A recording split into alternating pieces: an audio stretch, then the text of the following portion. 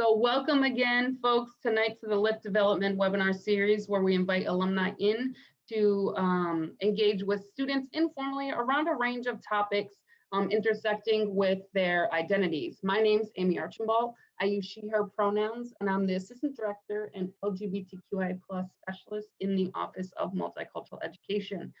Tonight's LIFT Development webinar series is during Women's History Month. So we'll be talking about women preparing for summer internships and jobs and discussing salary negotiation, leading as women, leveraging your social identity, advocacy, and more. I'm going to kick it off by introducing tonight's panelists. I'm asking, can you have your name, pronouns, class year, your current location, and your current career? So I'll kick it off with Adriana. Hi, everyone. My name is Adriana Tomasello. I'm from the class of 2016. I was a sociology and Spanish major. I'm based in Washington, D.C.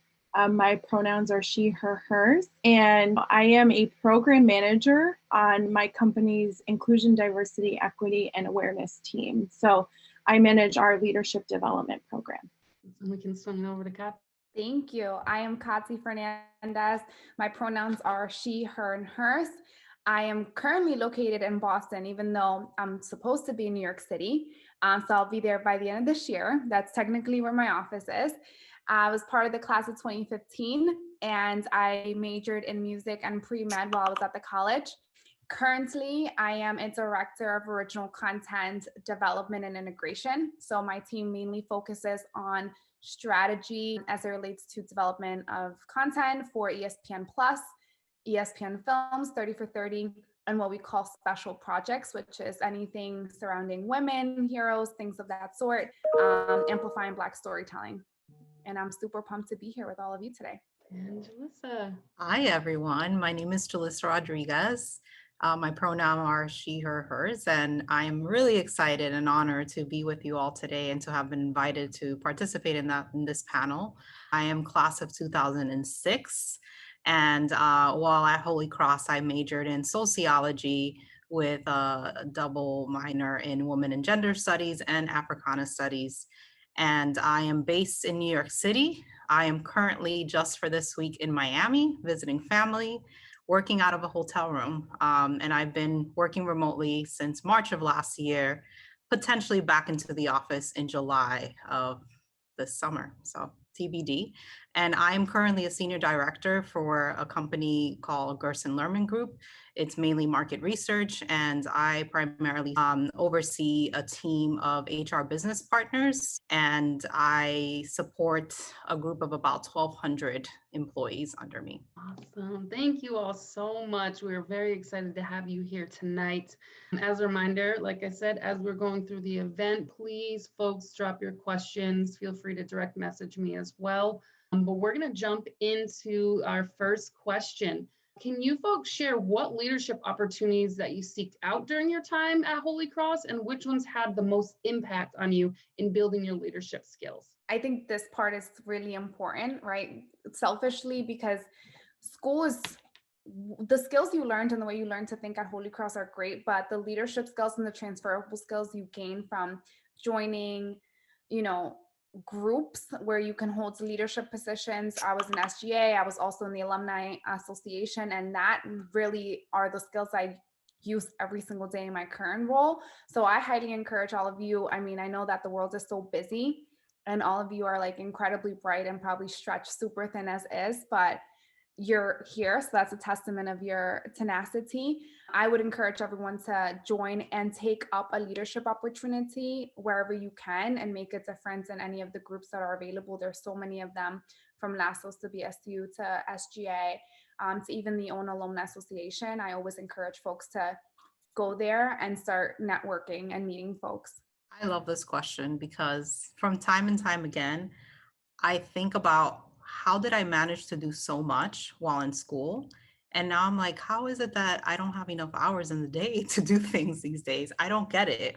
But I think this is a really important question. I agree with everything that Kathy said. So while at Holy Cross, from the start of my school time there, I think it was a mixed reasons for me. And not only did I want to be involved in different things, whether that was participating and being part of the LASSO e-board and getting, involved in events, but it was also through my work study. I worked throughout my whole entire time at Holy Cross, whether that was working in the dining room. Back in the day, the only option as a freshman was to work at Kimball, whatever you did at Kimball. But I also used to probably have like 2 to 3 jobs at a time throughout my time there. And I would work at the coffee shop. I would work at Kimball. I was an RA for my entire time at Holy Cross.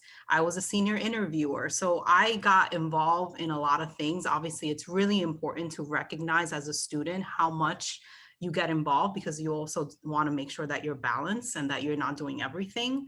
But I would say I agree that, Holy Cross provides you with a great education that to this day I'm really, really grateful for.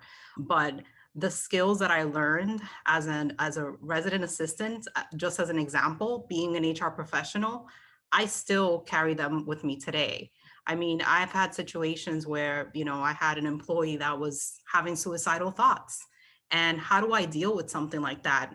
Automatically, my mind shifts to being a resident assistant.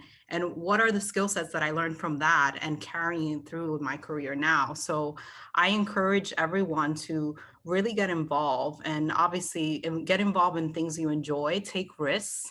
Maybe it's something that you don't necessarily think you're good at, but it will teach you great skills. So it's hard for me to remember everything that I did, but I know that I carry those with me today. Yeah, and just to add on there, I think the work study definitely helped with time management. Even in class of 2012 freshman year, the only option for freshmen is the working in Kimball. So it definitely builds some work ethic and time management skills from the beginning. What I had in mind, actually, I feel very privileged to have been able to do. Because of that time, I was able to study abroad my junior year in Spain for a year. So I know that, with COVID restrictions now and everything that's going on in the world, that it really breaks my heart that some students won't get that opportunity. That really helped to set me up to more easily adapt to change. Before that, I had a really difficult time dealing with major changes. And now in the workplace, my company is currently going through a big org change. And I was talking with my manager about it the other day. Like, there's an HBR, Harvard Business Review article about how study abroad time can build your skills for the workplace. And that adaptability to major changes is one of those things that I learned living on my own for a year with a group of Holy Cross students, but really becoming more independent. Awesome. Thank you all so much. I think it's so important to be highlighting transferable skills, like even right at the very beginning of this session tonight.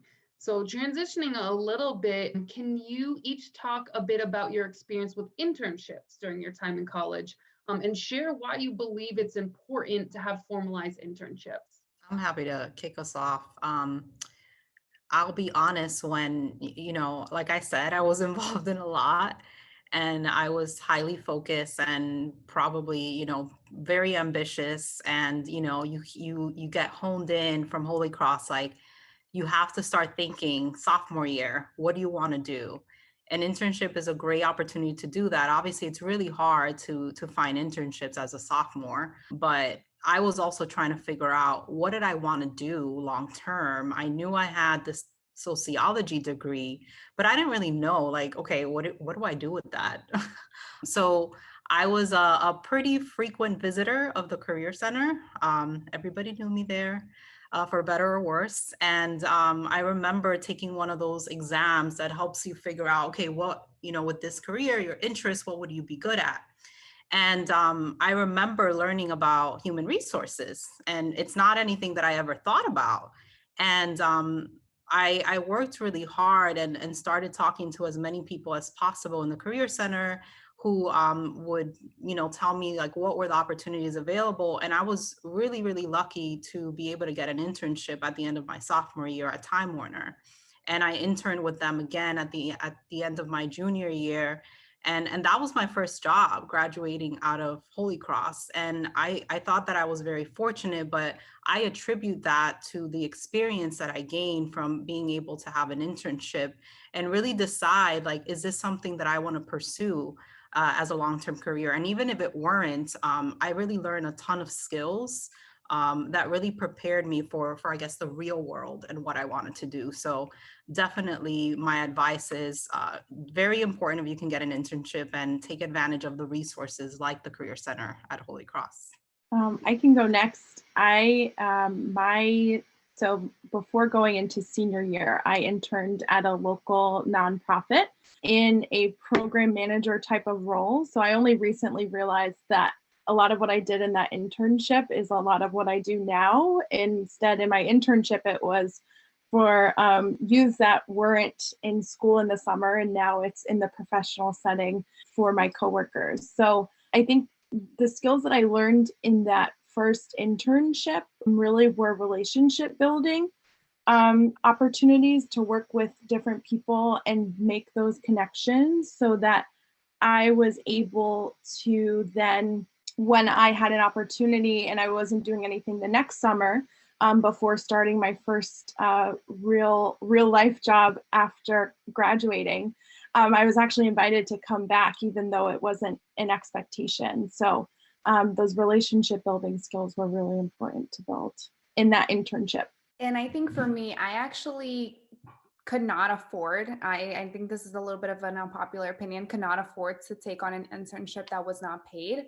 That was just my reality. My mom is a single parent. I had a sister that was at Holy Cross at the same time. And I also worked in both the work study program, but I actually took on a serving and bartending job in Boston. 10 out of 10 don't recommend, team. However, it's my reality, and it's one I'm proud of, right? Because I think a heart of service is really important, especially in any leadership or career that you decide to take up on. So it was a humbling and incredible experience for me, and I am really honored and proud of it. The one internship I was able to get was actually one I had to get, and I got through the through the Alumni Association on Holy Cross, because I had told somebody there, I was like, listen, I have a offer potentially at the NFL Network, but it is dependent on me getting a production internship beforehand. And you guys, when I tell you, I was sweating bullets. I literally was like praying circles around campus. I was like, how am I going to pull this off? It is March. I graduate in May, and I need an internship like tomorrow. And it is literally like the Alumni Association answered my prayers. I had like confided in them. I told them what I was going through. Someone in that class year that worked in the alumni office actually brokered an introduction to a VP of communications at NBC Universal at the time. And the following week, I had an interview for a paid internship program.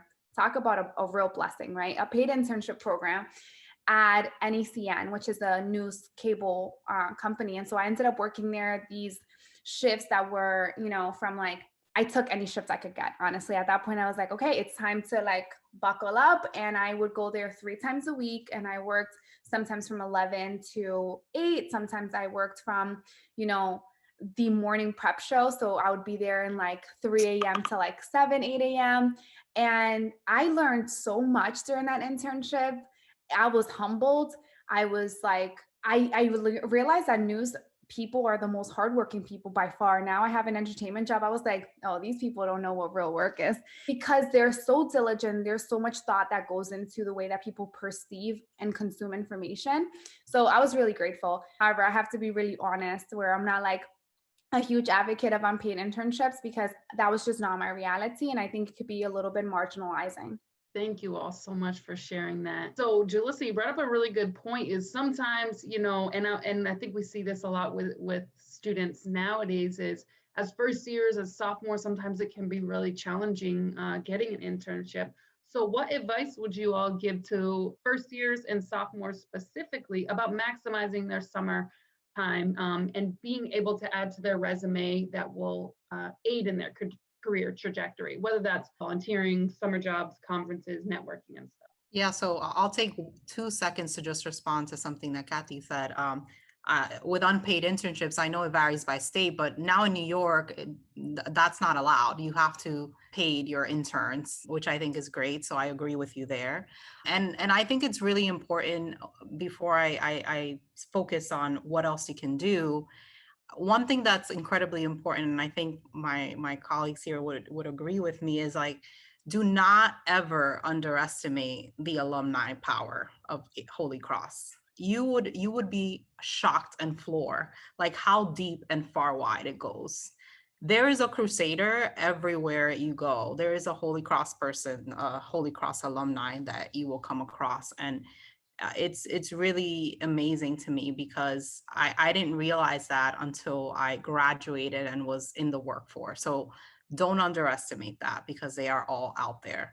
And I would say your experiences at Holy Cross is where you can maximize those experiences and those skills and really take the opportunity. One other one that I thought about, I was a volunteer at Abby's house. I don't know if Holy Cross still does that, but that's something that's near and dear to my heart. I take that experience with me everywhere I go, and I always encourage students to take and consider volunteer opportunities because it is part of your portfolio when you're finding jobs. It's not all about the internships. It's about the skill sets that you build through volunteering, through work studies, through your, whatever you get involved in, extracurricular activities at Holy Cross. So I would think of your skill sets and what you bring holistically and not just internships. That's just like additional, plus things that you add.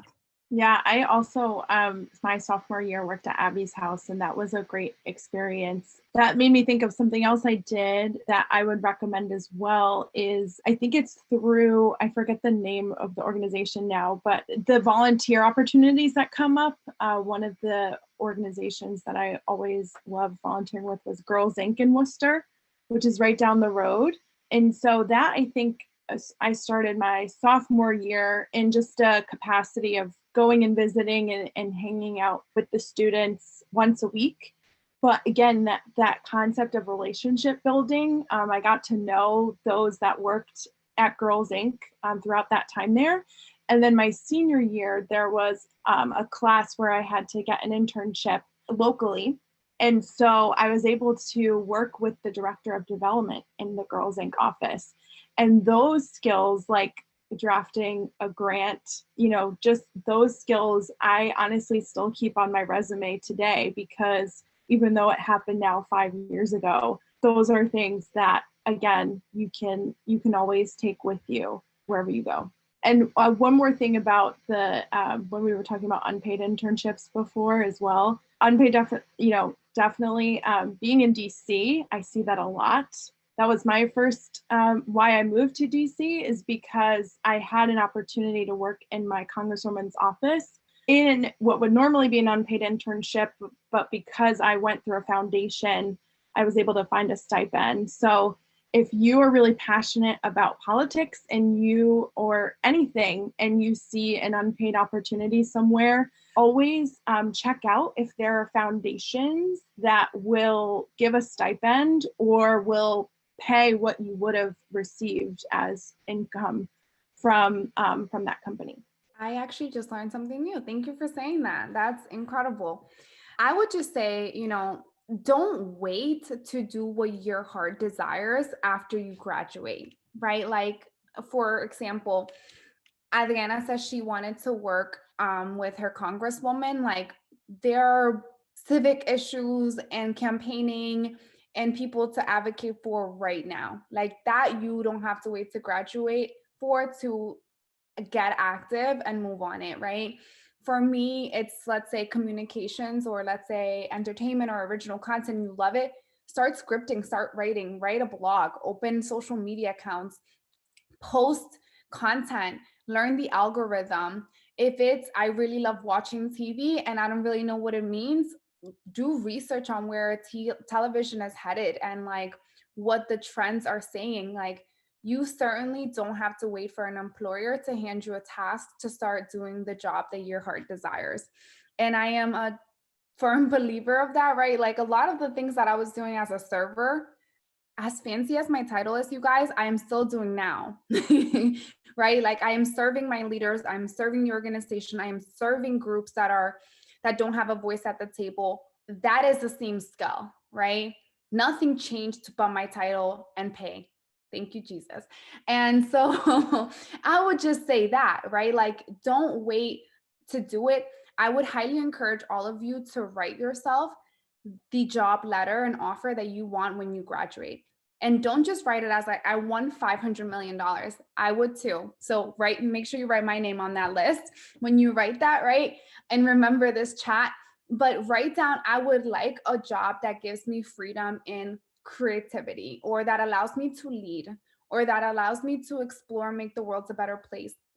And as you're looking how you want to spend your summers or activities that you want to have, use that letter that you wrote yourself as a reference point to what you should be doing. Because sometimes, like, I get into these huge fitness kicks. I'm like, I want to look great. And then I'm like binge eating, you guys. And I'm like, I'm not saying or doing the things I want to be like living out, you know? And so it's also a great accountability partner that you don't have to share with anybody. And it helps you like, hey, I want to sign up for SGA, and I want to sign up for LASTOS, and I want to sign up for these things.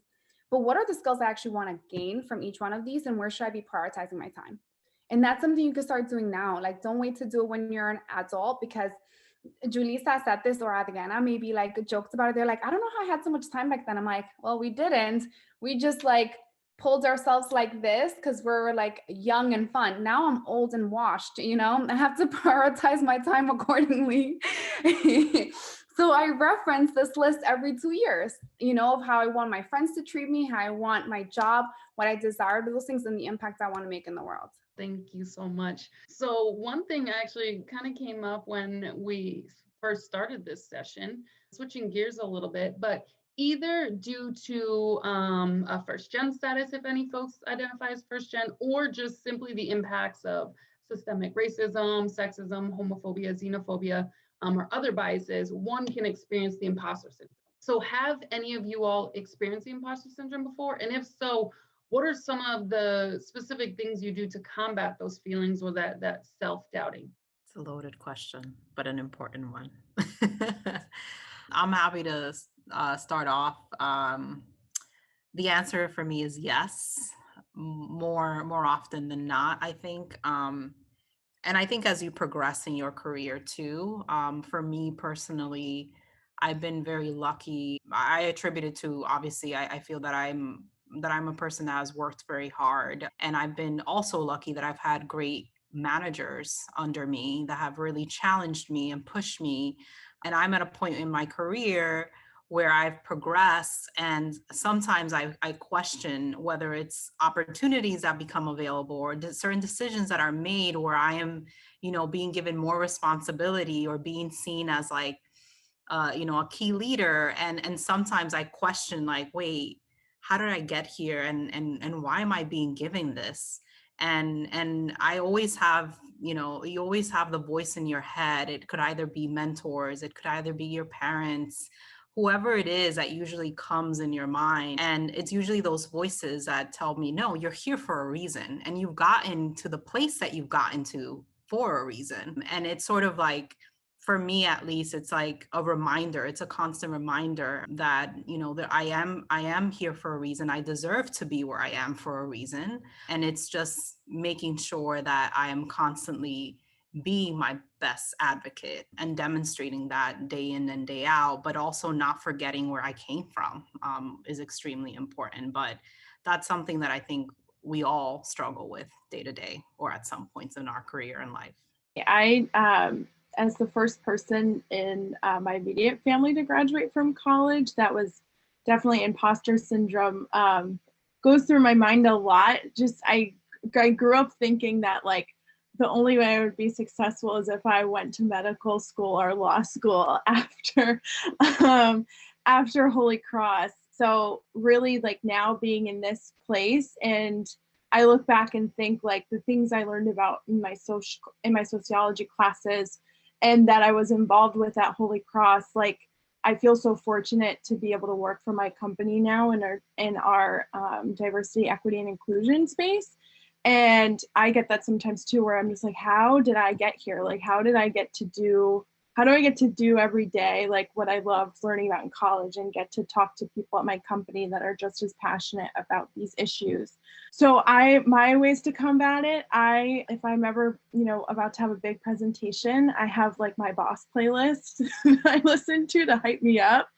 But also kind of like what Julissa was saying, like surrounding yourself with great people. At my current company, I've always had great managers that remind me of everything I do, even when when it comes to that common review time, I forget to write something down. It's like, no, you did this, or like, this was like a big deal. So surrounding yourself with people that will remind you of that. And if you can't find that in your manager or in your direct team, there are other colleagues, there are employee resource groups, seeking out mentors, or even like professional organizations in your area. This one is a tough question for me, admittedly, because I will be very candid to share that I've experienced all the isms, right? I mean, I'm an immigrant American.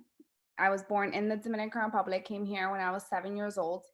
And there's no one in my family who does this. All my family has dedicated their life to public policy and public service, which is extremely admirable. I've experienced ageism, sexism, all the isms. I'm 27 years old. I work at a sports streaming company. That should be no surprise to anybody. And I think I very much feel like I belong, and I've had to come to terms with that. And it was one specific experience that I encountered when I was 23 years old. And someone made me feel like I didn't belong. And I made it a conscious effort to remind myself, I've been working since I was 13 years old. I went to Christopher Boston. I've been in many public and work settings. This is not new to me. I know how to navigate myself. I'm a man and woman formed with others, right? I have the best intentions at heart for the role, for the team, for the company.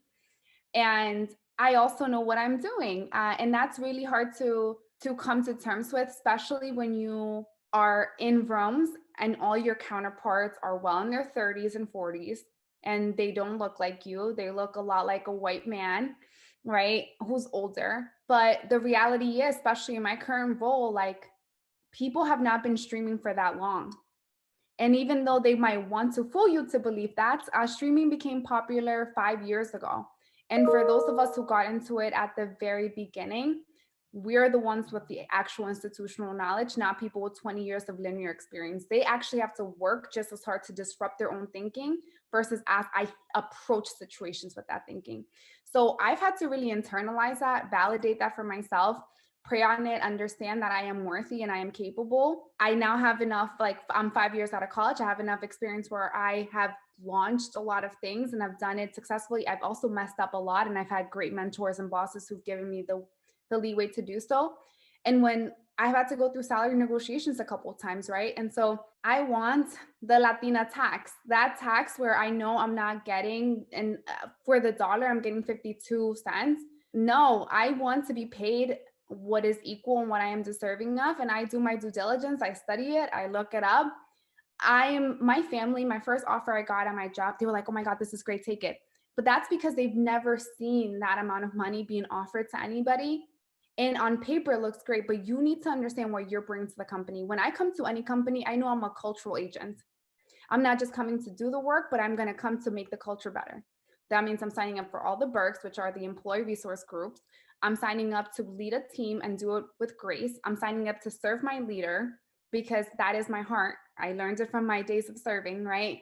And that comes at a premium. And if I don't see myself in that way, how am I supposed to expect someone else to, and to give me that, if I don't even recognize it in myself? And I learned that. And so I've started to recognize it in myself and advocate for it and ask for it. And then now advocate for others now that I have a seat at the table. Thank you all so much. And I also want to thank you for for being candid with us tonight and sharing a piece of y'all's stories. Some awesome things to work off of. I'll work off of something that you were just talking about, Katsi. What advice would y'all give women who are navigating salary negotiation, either now or in the future? I mean, Julissa is the HR person. So Julissa, I'll be writing some tips down myself while you tell us all how to get to the way.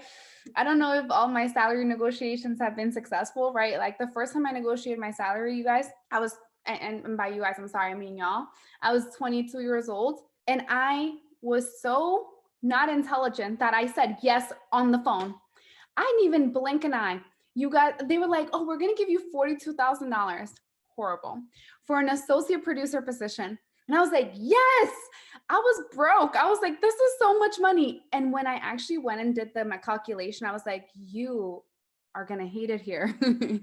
And I did. I actually hated the job, right? After I did the calculation, I was like, he took advantage of me.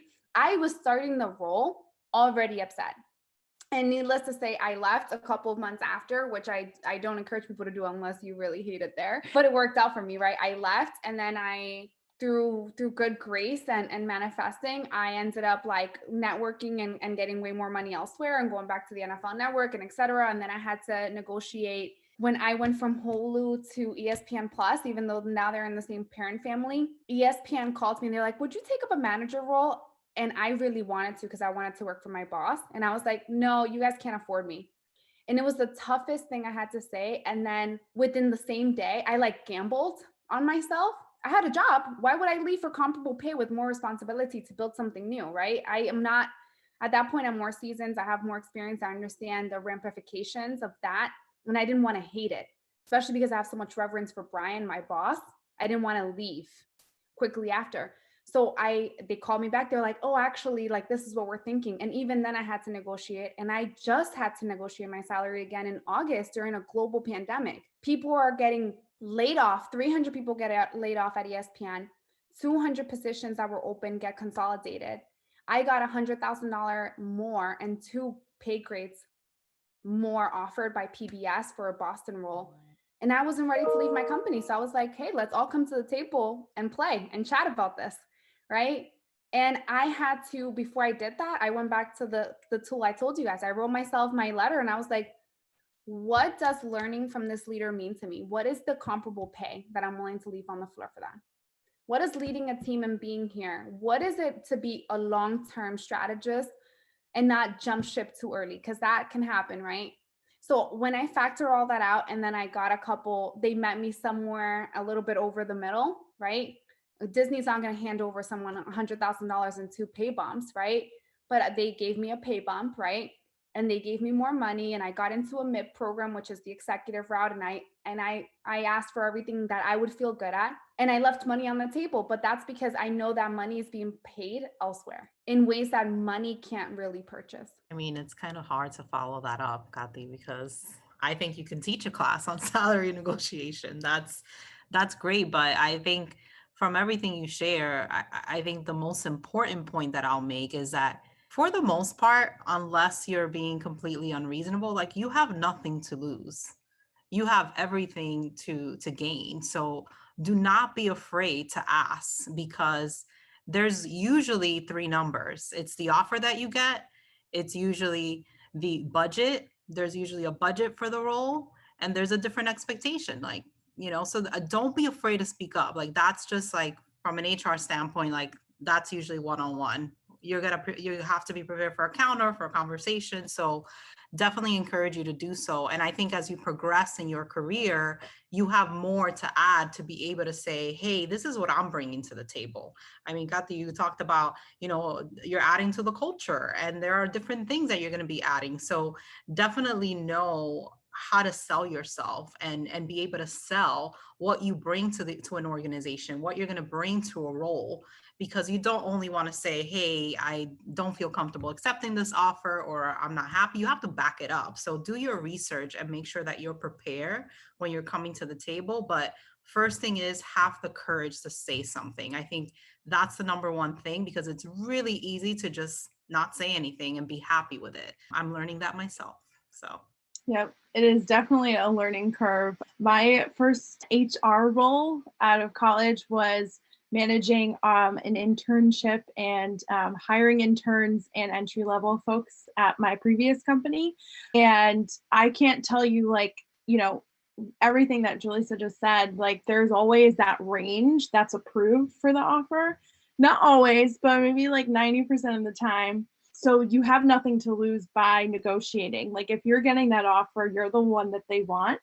And if they can't offer you more money, there can be other creative ways, more PTO time, because that's paid vacation days. Negotiating, having it be a sign-on bonus versus added to your starting salary. There are lots of different ways that you can negotiate without just saying, I want X amount more. I would definitely recommend starting there. That's something that in my first full-time offer, I was too afraid to. And I was literally I was HR. I knew that people did it all the time, but I didn't do it myself because I was so nervous. And that was just, I look back and I'm like, why are you like that? So ever since then, I'll also say you can negotiate in the way that you're most comfortable with. If it gives you anxiety to talk on the phone to your recruiter and ask for more money, do it in a written email. As long as you communicate that to your recruiter, they are obligated to bring that back to the team to request that negotiation for you. I think this is some great tips. Also in the chat, just wanting to echo something that Katy said, is don't take the first offer on the phone, even if you're excited. So just given that pause, right? Like, I'm excited, thank you so much. When do you need an answer by? And it gives you that time to marinate on it and get back to them. You gotta play it cool, Amy? You just gotta pretend you're like, oh, I don't like you that much, even if you do. Just pretend. Keep that in mind. You're like, oh, yeah. You're like, I'll think on it. Play a little hard to get. I want to welcome folks at this time in the event. If you have some questions that you would like to ask the panel, please feel free to unmute your mic and ask, or drop it in the chat or direct message. And while folks are thinking, I'm gonna throw another question out there. We talked about this a little bit already, but I wanted to see if any folks wanted to add in. Can you speak about the importance of finding mentors and finding other women in your network that you identify with for support and as you progress in your career? I mean, I think it's incredibly important. I've sort of built my mentor booklet throughout the years, whether that's, fellow Holy Cross friends that I have, to former supervisors. Like I said, I've been really fortunate to have managers. I mean, I have a manager in my second job that I ever worked in, who's still a mentor to me today. And she just got her first CHRO job at a company. And I was one of the first people that she reached out to because she's building a team. And she's one of the people that I still reach out to as I've progressed in my career. And she's this very outspoken, strong African-American woman. And I always looked up to her because anytime, and this was early on in my career, where she would be in a meeting, like everybody paid attention to what she was saying. Everybody wanted to hear what she was saying. And I remember early on thinking, I want to be like her. I want to be able to be that presence. And I'm more of an introvert, so it's never something that has come easily to me. And that's just one example, but it's a mentor. Mentors are so important, especially navigating in your career, helping you think through things. So whoever that is, definitely encourage you to cultivate those relationships. It's really, really important. So I wholeheartedly recommend that. Yeah, I would also plus one that, just because, my sophomore year, I was heavily involved I would always go to the career planning office, like Julissa was saying. And I was fortunate enough that Melissa Jacquez paired up Julissa and I as my first mentor. So this is totally full circle that we're on the same call.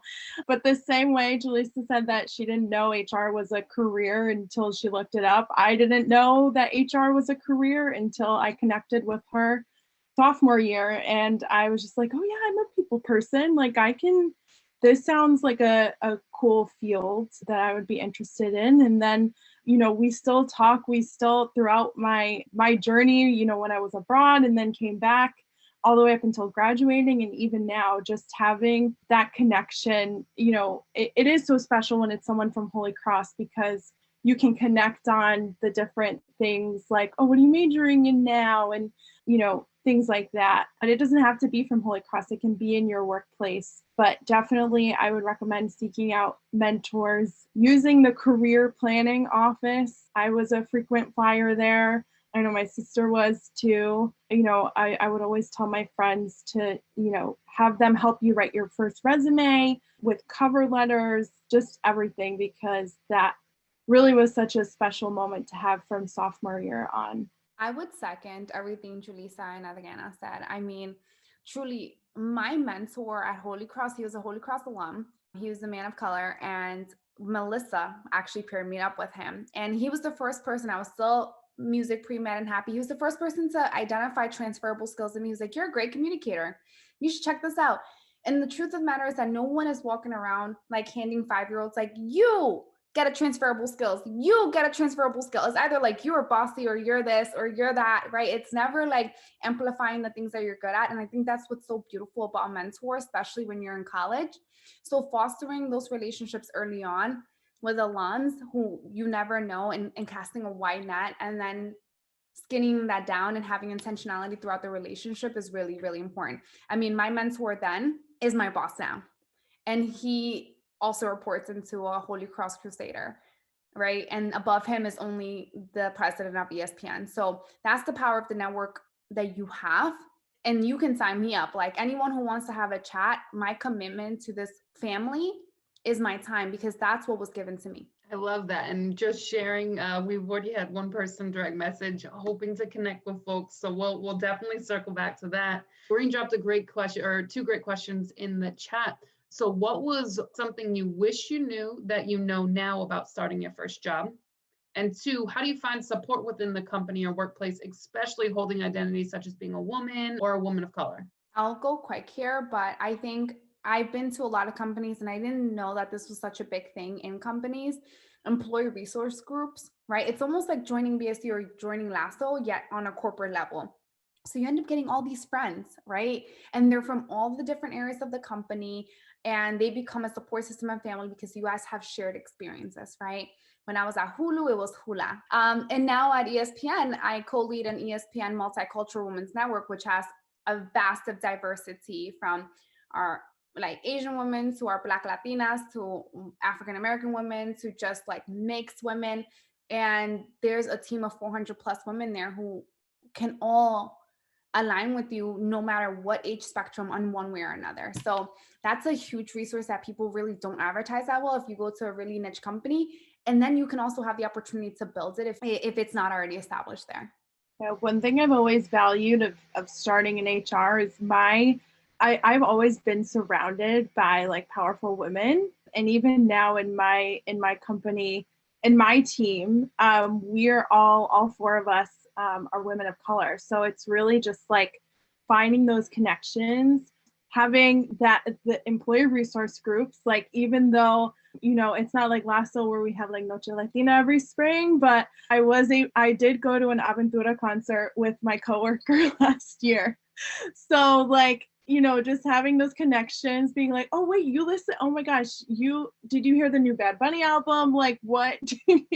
Like having those things, those like water cooler chats, having people, and this can be in that internship, finding those people that you can have those water cooler chats with, which now that everything is virtual, it is harder not to make those connections in person, but you do have like that Slack group or something where you can easily find community and relate to others, especially now when it's so important to do that when we are working remotely. Yeah, I mean, I agree with everything these ladies have said. And thinking back as far as like first job and employee resource groups, there's also like, I don't think it comes natural to us if we have someone in our workplace organization that we really admire. You don't lose anything by going to that person and say, hey, would you mind being a mentor for me? I don't think that comes off naturally, and we probably don't think of it, whether because your organization doesn't have a formal mentorship program or whatever it is. But you'd be surprised at how often that person is willing to say yes. And it actually doesn't take a whole lot. So I definitely encourage you to ask. and to seek out, strong women, strong men, whoever it is, because I think it's a great way to form relationships and just think about your career and how to navigate the workplace, especially when you think of being diverse and how do you relate to people. And we talked about the imposter syndrome and all that. Like you find people that you can really identify with, which I think is really important and has been really helpful to me in my career.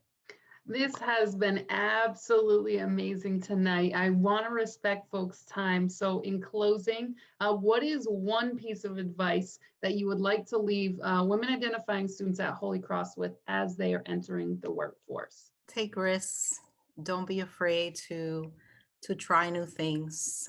Don't be afraid to reach out to your Holy Cross network. We're here to help. And the reason I think many of us have said this, the reason why we do something like this is because we value so much the education that we receive. And for me, I mean, Melissa's one of my best friends. I have a number of best friends. It's like 5 of us from my class.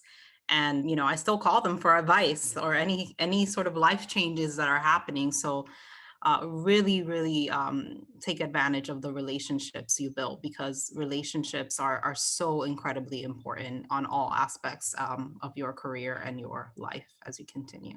Yes to the relationships. I have become, for my Holy Cross friends, the resident HR friend. So like any HR issues they have in their company, I'm like, you need to go tell your HR people about this, negotiating salaries, anything. So keeping and maintaining those relationships that you find in your 4 years at Holy Cross. And then also my other piece of advice would be to start taking down, kind of like Kathy was saying about like notes and writing to yourself. Start keeping track of what gives you energy, like what makes you excited and what drains you and what you find yourself avoiding in your tasks. Because ideally you can get to that place in your career where more of your day-to-day is what gives you energy and less of it is what you really don't like doing. That's what I realized in recruiting. I really wasn't as sales pitchy. I wasn't the best in the recruiting side, but I loved onboarding and welcoming new hires in HR. And so that's what led me to what I'm doing now in this learning and development in diversity, equity, and inclusion space, is that presenting and really being able to connect with employees and facilitate presentations. So I would just pay attention to that. And also a note that I've learned is that just because feeling drained and being nervous about something that later gives you energy are two different things. Like you could be nervous about something, but then once it happens, you're like, oh man, that was awesome. Adriana and Julissa, your advice about relationships, I will be calling both of you HR queens right after this for when it's up for me to do negotiations again, okay? I'm blessed to be in this panel with both of you, but I would say to everyone here, like, don't be afraid to be yourself. Like, you are uniquely positioned to be a change agent. And that starts with being who you are authentically. There's so many women I see that get churned out of the workplace, any workplace, because they're too afraid to be themselves. And I encourage you to be you starting now, right? Like that is with your classmates, that is feeling comfortable, that is calling things out that don't make you entirely comfortable. And the more you practice it, I promise you, the more successful you'll be. Because at that point, you won't even care who's inviting you to the table. You're already sitting down by the time they're trying to pull out the chair, okay? And that is really important. So just be yourself in your heart. You know your heart posture. You know what you're trying to achieve. Present it with love.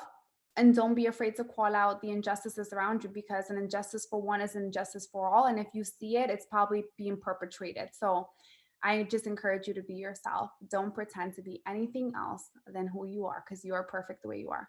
Wow, thank you all so much. I just want to say a huge thank you for being here with us tonight. Like I said, this has been a wonderful conversation. And so myself and the students here and the students who will be able to get this recording, we're very grateful for you to continue to give back to the Holy Cross community. And with that, I am going to stop the recording if folks would like to stay a little later.